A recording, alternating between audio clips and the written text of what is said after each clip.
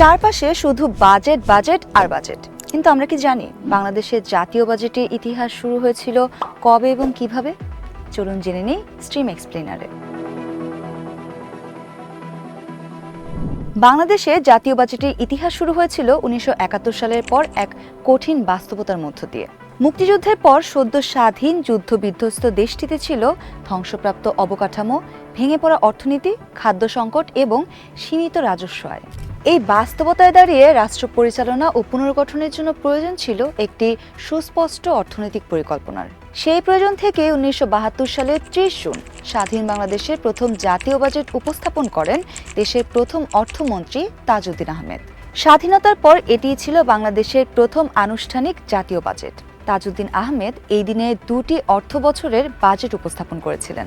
একটি ছিল 1971 সালের 16 ডিসেম্বর থেকে 1972 সালের 30 জুন পর্যন্ত অন্তর্বর্তী সময়ের জন্য, অন্যটি ছিল 1972-73 অর্থ বছরের পূর্ণাঙ্গ বাজেট।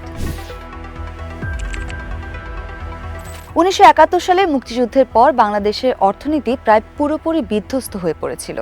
শিল্প কারখানার একটি বড় অংশ ক্ষতিগ্রস্ত হয়েছিল, যোগাযোগ ব্যবস্থা ভেঙে পড়েছিল, কৃষি উৎপাদন কমে গিয়েছিল এবং বৈদেশিক মুদ্রার রিজার্ভ ছিল অত্যন্ত সীমিত।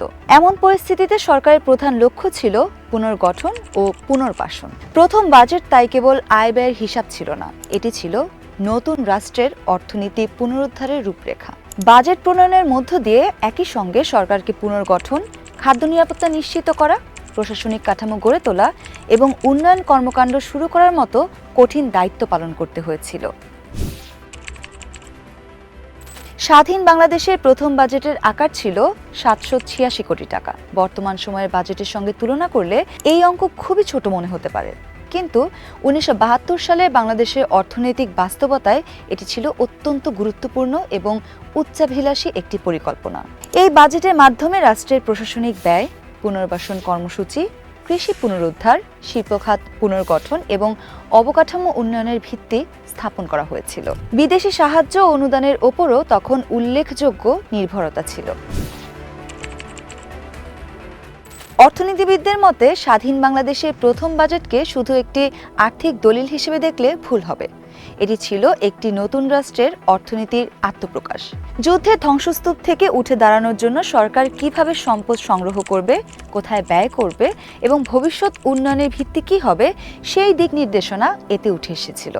এই বাজেটের মাধ্যমে বাংলাদেশের রাজস্ব ব্যবস্থা, সরকারি ব্যয় ব্যবস্থাপনা এবং উন্নয়ন পরিকল্পনার আনুষ্ঠানিক যাত্রা শুরু হয়। পরবর্তী 5 দশকে দেশের বাজেটের আকার শত শতগুণ বৃদ্ধি পেলেও সেই যাত্রার সূচনা হয়েছিল তাজউদ্দিন আহমেদের হাত ধরে। 1972 সালে 786 কোটি টাকার যে বাজেট দিয়ে যাত্রা শুরু হয়েছিল, আজ বাংলাদেশের জাতীয় বাজেট তার তুলনায় বহুগুণ বেশি।